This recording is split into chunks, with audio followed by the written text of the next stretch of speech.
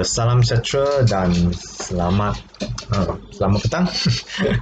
Okey, jadi kita teruskan dengan tajuk soalan yang berkaitan dengan tajuk Tina balas pengesaran. Okey, ini soalan dia, soalan 1. Soalan 2 panjang sikit.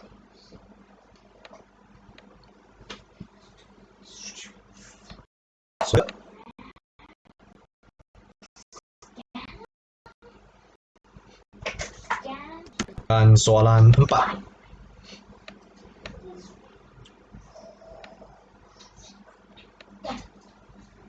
Okey, baik. Pelajar boleh cuba jawab dalam kertas ataupun buku yang sesuai. Okey, jadi kita akan bincang 4 soalan ini.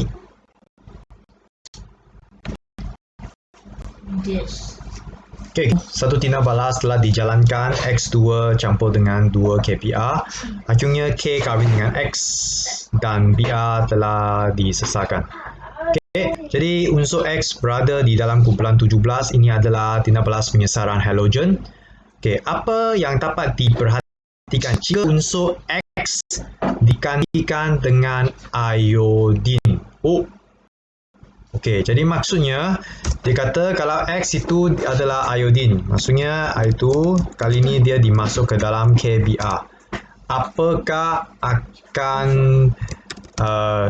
diperhatikan? Okey, jadi apakah jawapannya? Jawapannya adalah C. Langsung tiada perubahan dapat diperhatikan. Kenapa? Sebab iodin ini dia letak di mana? Lebih bawah ke ataupun lebih atas daripada bromin? Betul, dia lebih bawah. Sekejap, saya tunjuk kedudukan dia. Okey, baik, itu dia. Jadi iodin letak bawah, maka dia tidak dapat mengesahkan BR. Itu sebenarnya tiada perubahan dapat diperhatikan. Okey, kita teruskan dengan soalan tina balas pengesaran halogen juga. Ada dua situasi, kita tengok situasi pertama dulu. Okey, air bromin telah dimasukkan ke dalam larutan kalium bromida. Okey, kedua-dua tabung uji telah ditambah dengan 111 trichloroethena. Okey, klorin masuk ke dalam kalium bromida. Okey, jadi pelajar kena faham dulu sama ada tina balas berlaku ataupun tidak. Jadi klorin jadi dimasuk ke dalam kalium bromida. Okey, ada tina balas ataupun tidak? Cl atas, Br bawah. Jadi atas lebih reaktif, dia boleh mengesahkan Br. Maka ada tindak balas berlaku. Okey, berlaku.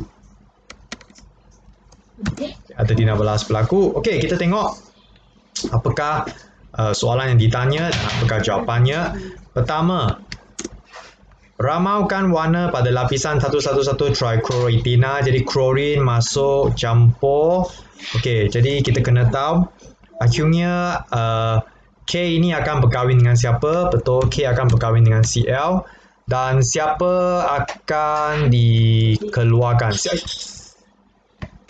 Siapa akan lonely? Betul. Jadi yang dikeluarkan adalah bromin, tapi bromin tak boleh letak satu je bromin. Biar persamaan ni tak seimbang lagi. Sekejap. Okey, baik, ini yang sedang berlaku dalam tabung GX. Okey, tak seimbang lagi ya. Okey, jom kita seimbangkan lah. Ini letak 2, ini letak 2. Okey, jadi bromin telah disesarkan. Jadi apakah warna bromin? Betul, kalau lapisan 11 trichloro juga dia warna perang. Okey, seterusnya tuliskan 2 persamaan setengah. Jadi sekali lagi tengok soalan. Soalan dia guna klorin. Kalau klorin kita mesti bermula daripada Cl2 kemudian plus 2E dan menghasilkan 2 Cl negatif. Okey. Dan dalam satu lagi tina balas kita gunakan, nampak tak? Kita gunakan kalium bromida. Kita gunakan bromida. Jadi apakah formula bromida? Betul, Pr negatif.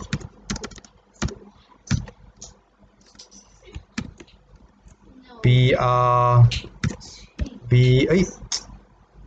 ya. Okey, bromida Br negatif. Kemudian belajar cuba hafal Br negatif dia akan menjadi Br2 kemudian plus 2E. Br2 jadi tak seimbang, letak 2 di sini. Okey, jadi ini adalah dua persamaan setengah yang terlibat dalam tina balas ini. Okey, seterusnya nyatakan perubahan nombor penoksidan bagi klorin. Klorin Cl2 ini dia dari kosong kepada kepada Cl negatif. Jadi jawapannya negatif 1. Ini jawapannya. Okey, seterusnya apakah fungsi air klorin? Kosong menjadi negatif 1.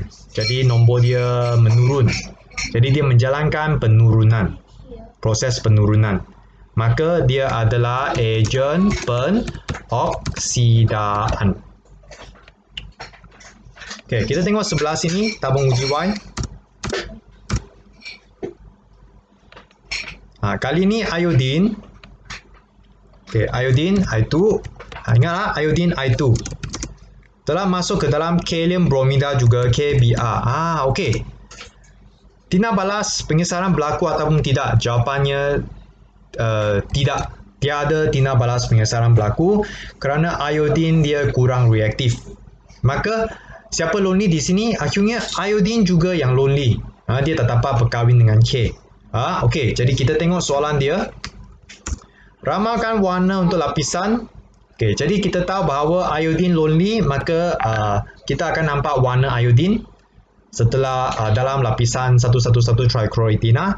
Maka iodin warna dia apa? Betul, warna dia ungu.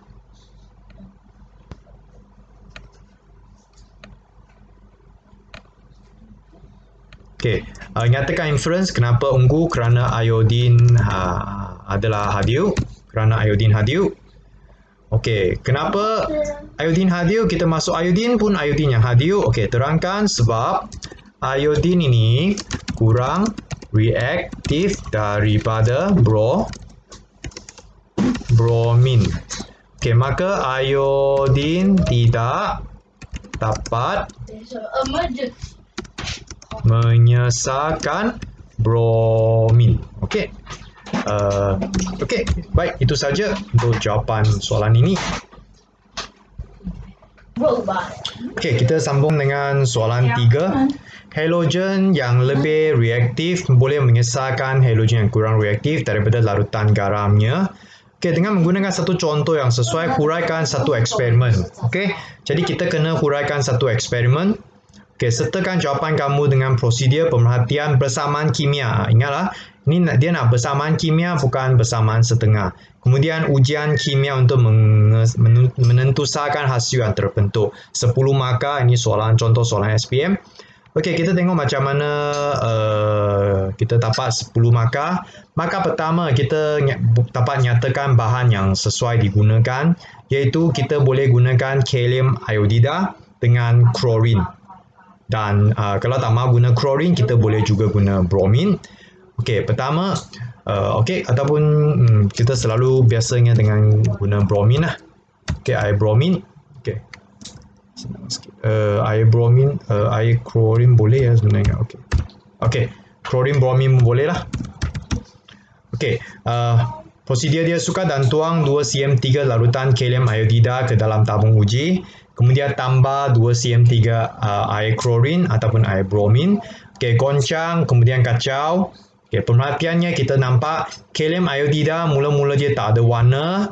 Bila kita tambah ke dalam, bila kita telah tambah air klorin, dia akan menjadi warna perang. Warna perang kerana iodin telah disesah keluar. Okey, tulis persamaan kimia dia. Jadi kita Ki dia telah ditambah dengan K akan berkahwin dengan siapa? Betul, Cl. K akan kahwin dengan Cl. Dan siapa lonely? Betul, iodin lonely. Tapi I tak boleh monoatom, dia mesti diatom. I2. Seimbangkan, kita letak 2 di sini. Inilah persamaan kimia dia, ada 2 markah. Okay, lepas itu untuk ujian pengesahan. kita akan tambah 5 titis larutan kanji. Ini bio kamu belajar untuk mengesahkan iodin. Dalam kimia kita akan gunakan 111 trichloroethana. Okay, kalau kita guna larutan kanji, kita akan nampak warna biru gelap ataupun mendakan, okay, terbentuk. Tapi selalunya kita guna 111 trichloroethana, kita akan nampak lapisan ungu. Okay, kesimpulannya, klorin adalah lebih reaktif daripada iodin, maka klorin boleh mengesahkan iodin daripada larutan kalium iodida. Okay, ini jawapan 10 markah untuk soalan 3. Okay, kita teruskan dengan soalan 4. Contoh soalan SPM juga. Okay, jadual menunjukkan tindak balas pengesahan antara logam dengan larutan yang tidak berwarna. Okay, tengok perhatian dia, logam X telah dimasukkan ke dalam satu larutan yang tanpa berwarna. Akhirnya larutan ini telah menjadi biru. Ada tak idea? Kalau biru itu ion apa yang berwarna biru? Hanya ada satu jenis ion saja yang berwarna biru, iaitu betul, ion Cu2+ yang berwarna biru. Okey, jadi kita tengok apakah jawapannya. Okey, pembeja kelabu itu sebenarnya adalah argentum. Okey, manakala kation yang hadir yang warna biru ini adalah ion Cu2+. Dia ada tak minta namakan? Tak ada. Okey, kalau tak ada namakan, kita boleh guna formula Cu2+. Okey, kenapa kita tahu jawapannya adalah argentum, Ag? Okey, pertama kita tahu dia adalah Cu2+ kerana dia warna biru. Yes. Satu lagi kita tahu pembejau yang kelabu adalah argentum kerana hanya argentum sahaja yang terletak di bawah Cu. Maka Cu boleh mengesahkan satu logam sahaja, iaitu argentum. Okey, jadi yang tindak balas yang berlaku di sini adalah cuprum telah dimasukkan ke dalam larutan argentum, maka cuprum dapat mengesahkan argentum daripada larutannya. Okey, seterusnya kita kena tulis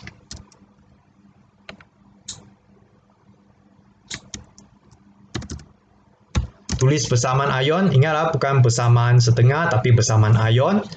Okey, bersama ion kita akan nampak ion dia. Jadi mula-mula cuprum kita guna Cu, dia telah menjadi Cu2+. Okey, manakala yang ini adalah argentum ion argentum Ag+, dia akan menjadi Ag. Okey, kemudian nak seimbangkan charge dia 2+, terletak 2 untuk seimbangkan charge dia.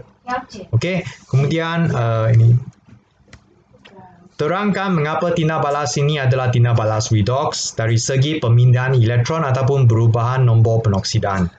Okey, jadi kalau nak terangkan dia adalah redox, kita mesti terangkan penoksidaan dan penurunan.